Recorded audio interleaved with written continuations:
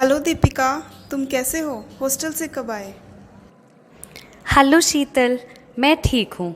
आओ बैठो। हॉस्टल तो बस अब छूट गया। लॉ के फाइनल ईयर की परीक्षा हो गई है। अब तो बस रिजल्ट का इंतज़ार है। अच्छा, मतलब वकालत की पढ़ाई पूरी हो गई। तब तो जो मैं इतने दिन से सोच रही थी, तुम उसके बारे में मुझे बता सकती हो। अरे, ऐसी क्या बात है जो तुम इतने दिन से सोच रही हो और मुझसे पूछ सकती हो, किसी और से नहीं? अरे, तुम्हें याद है मोनिका, जो हमारे साथ स्कूल में पढ़ती थी? हाँ, याद है। पिछली छुट्टियों में तुम्ही ने तो बताया था कि उसकी शादी पक्की कर दी गई थी। हो गई उसकी शादी? शादी तो पक्की हो गई थी, फिर एक दिन वो गायब। ना वो लड़का मिले। गांव में तो लोगों ने बातें शुरू कर दी थी कि वो दोनों भाग गए। हैं? जब शादी पक्की हो गई थी तो क्यों भागते? वही तो। उसके माता पिता इन अफवाहों को नहीं माने। पुलिस के पास मिसिंग रिपोर्ट भी लिखवाई। पिछले ही हफ्ते पुलिस उसे वापस लाई है। कुछ रैकेट, चिड़िया, तस्करी की बातें हो रही हैं। पता नहीं। पहले दिन तो मैं उससे मिलने ही चली गई, पर माँ ने उसे दोबारा मिलने से सख्त मना कर दिया। उसने बताया कि वह लड़का उसे शादी के बाद रहने को मकान दिखाने के बहाने शहर ले गया और वहाँ उसे कुछ लोगों के हवाले करके भाग निकला। अच्छा अच्छा, अब समझी, रैकेट। अरे, ये तो ह्यूमन ट्रैफिकिंग का मामला लगता है। Human trafficking? वो क्या चीज़ है? ह्यूमन ट्रैफिकिंग का मतलब है मानव तस्करी। हिंसा, धोखे या ज़बरदस्ती के माध्यम से लोगों को फंसाने और वित्तीय या व्यक्तिगत लाभ के लिए उनका शोषण करने की प्रक्रिया है ये मानवाधिकार की बहुत बड़ी क्षति है। यौन शोषण, श्रम, भीख, अपराध, घरेलू दास्ता, जबरन विवाह या अंग चुराने के लिए लोगों का कई रूप में तस्करी और शोषण किया जाता है। नहीं नहीं, वो उसे विदेश नहीं ले गया था, यहीं इसी शहर में। विदेश का इस सब से क्या लेना देना है? मैं समझ सकती हूँ कि ये बात समझना थोड़ा मुश्किल है। असल में मानव तस्करी का सुनकर लोग यही सोचते हैं कि किसी चीज़ की तरह किसी व्यक्ति को गैर कानूनी ढंग से एक जगह से दूसरी जगह पहुँचाने को मानव तस्करी कहते हैं। पर यह धारणा पूरी तरह सही नहीं। तस्करी के लिए लोगों को सीमाओं के पार ले जाना नहीं पड़ता। वास्तव में पीड़ित को परिवहन या स्थानांतरित करना तस्करी को परिभाषित नहीं करता है। ये किसी एक देश के भीतर या एक समुदाय के भीतर भी हो सकती है। इसके अलावा किसी पीड़ित के लिए इसका उद्देश्य एक या एक से अधिक भी हो सकता है।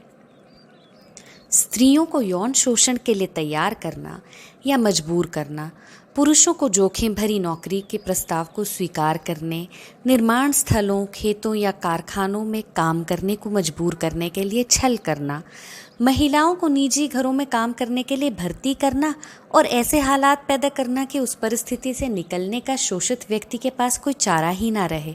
मानव तस्करी के कुछ जाने पहचाने ये उदाहरण हैं।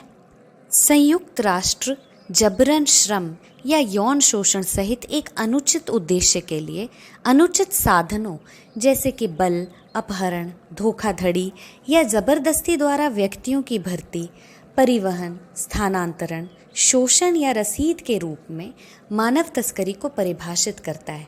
यह आज कई रूपों में है। इसके कुछ प्रमुख उदाहरण हैं: घरेलू गुलामी, सेक्स ट्रैफिकिंग, बेगार, बंधुआ मजदूरी, बाल श्रम, ज़बरदस्ती की शादी, मानव अंग व्यापार और भी इसी तरह की परिस्थितियाँ जिनका मूल आंतरक है उन परिस्थितियों में फंसे व्यक्ति, उसके शरीर अथवा उसके श्रम को इस प्रकार इस्तेमाल में लाया जाना जिसकी उन परिस्थितियों के ना होने पर वह व्यक्ति अपनी मर्जी से कभी अनुमति ना देता। गांव में डॉक्टर उषा ने अपने बच्चों की देखरेख के लिए एक महिला को साथ रखा है, तो क्या ये घरेलू दास्तां है? बात तो सोचने वाली है, पर रोजगार और बंधुआ मजदूरी में एक बहुत बड़ा अंतर है जिसे समझने के लिए स्वेच्छा और स्वतंत्रता की बहुत बड़ी भूमिका है। यदि वह महिला डॉक्टर उषा के घर अपनी मर्जी से काम करने आई है, उसे मनचाहा वेतन वहाँ मिलता है और वो कभी भी उस काम को छोड़कर जाने के लिए स्वतंत्र है, तो ये रोजगार है, बंधुआ मजदूरी नहीं। पर अगर इन तीनों में से कोई भी चीज़ की कमी है या फिर वह अपनी मर्जी से वहाँ काम करने नहीं आती है, तो ये जबरन मजदूरी करवाने के लिए मानव तस्करी का केस हो सकता है। देखो, मानव तस्करी के 3 घटक तत्व हैं। तस्करी का कार्य किस तरह किया गया है? भर्ती से, परिवहन या स्थानांतरण से, तस्करी किए गए व्यक्ति को छुपा कर रख के या उन्हें प्राप्त करके। दूसरा तस्करी का माध्यम है। यह तस्करी किस प्रकार की गई? बल से, अपहरण से, धोखाधड़ी से, धोखे से, शक्ति के दुरुपयोग से, पीड़ित को नियंत्रण में रखने वाले किसी व्यक्ति को भुगतान या लाभ दे करके। इसके अतिरिक्त तीसरा घटक तत्व है उद्देश्य। तस्करी क्यों की गई है? शोषण के उद्देश्य के लिए, वेश्यावृत्ति यानी यौन शोषण के लिए, जबरन श्रम के लिए, गुलामी या इसी तरह की अन्य प्रथाओं के लिए या अंगों को चुराने के लिए।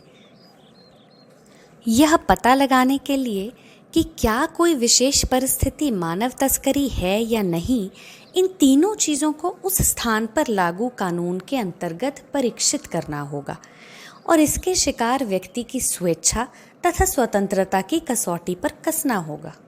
सेक्स ट्रैफिकिंग, बेकार, बंधुआ मजदूरी, बाल श्रम तथा मानव अंग व्यापार के बारे में तो मैंने सुना है, कुछ समझती भी हूँ, पर घरेलू दास्ता या गुलामी, जबरन विवाह या शादी कैसे पता चले कि कोई व्यक्ति नौकरी कर रहा है या घरेलू दास्ता? हाँ, इन दोनों के बारे में मैं तुम्हें विस्तार से बताती हूँ।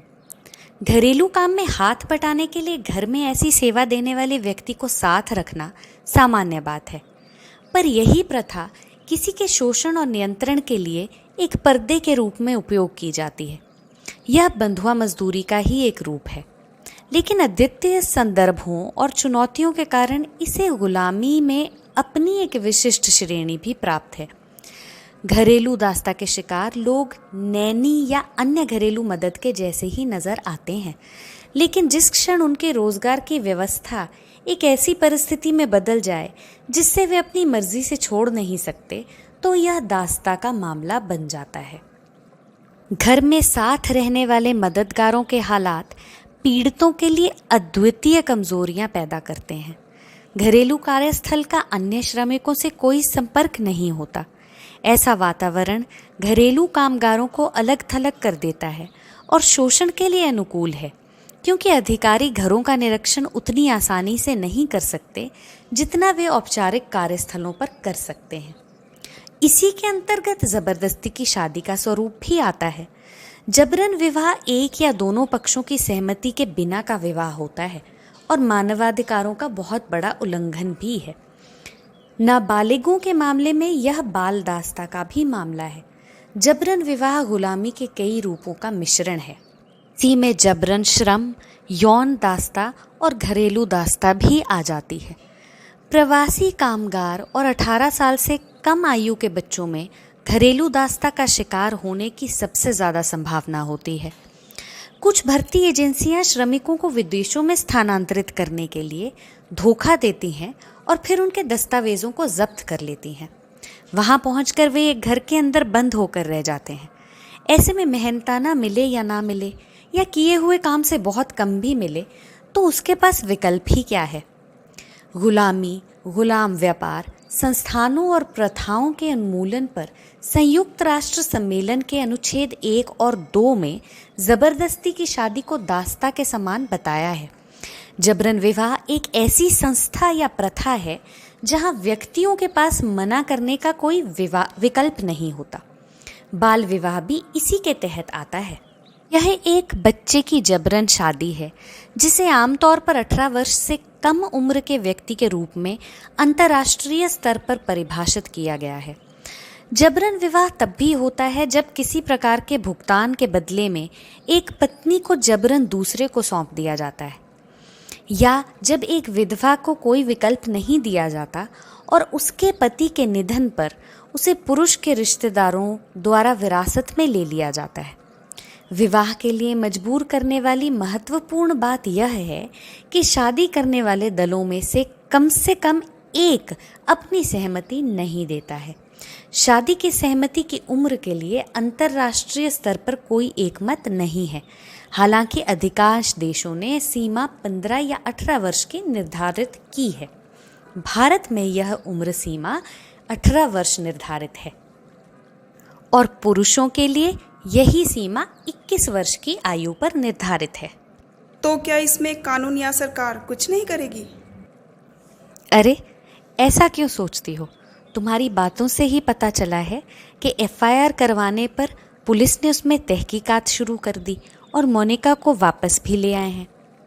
इसके अतिरिक्त भारतीय संविधान के तहत तस्करी के मुद्दे से विशेष रूप से निपटा गया है।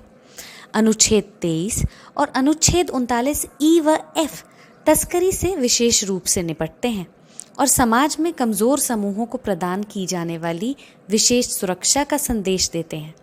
दोनों अध्याय अर्थात मौलिक अधिकार तथा राज्य के नीति निर्देश सिद्धांतों के तहत तस्करी के मुद्दे को बारीकी से स्वीकार किया गया है और इस पर चर्चा की गई है।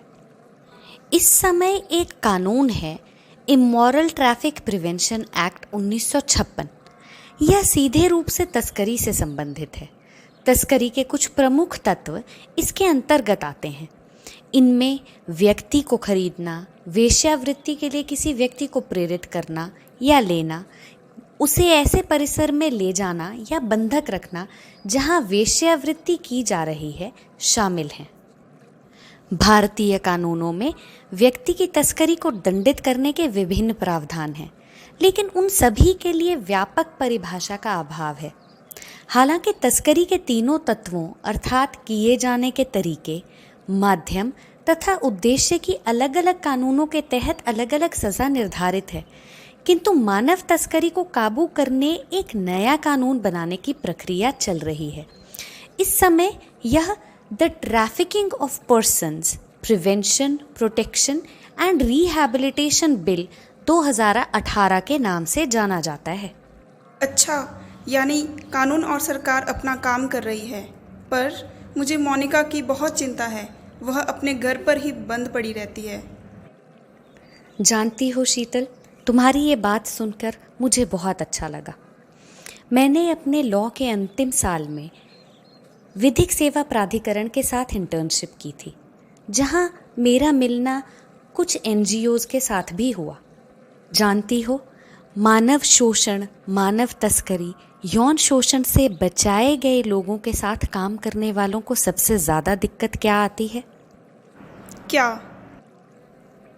इन लोगों के साथ काम कर रहे सरकारी एवं गैर सरकारी संगठनों ने अक्सर ये शिकायत दर्ज की है कि शोषणकर्ता तो समाज में गुम हो जाता है, पर जो शोषित व्यक्ति है जिसे वे वापस बचा कर लाए हैं, उनका पुनर्वास करना समाज में बहुत मुश्किल हो जाता है, क्योंकि समाज उन्हें वापस नहीं अपनाता।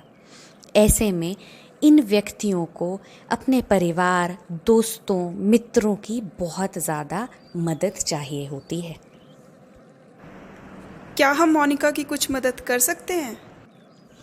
तुम्हारी ये बात सुनकर और उसके लिए चिंता देखकर मैं सोचती हूँ कि अगर हम उसे मिलें और नालसा की तस्करी और वाणिज्यिक यौन शोषण पीड़ितों के लिए विधिक सेवाएं योजना 2015 के बारे में बताएं और वो तैयार हो, तो उसे इस योजना का बहुत फ़ायदा हो सकता है।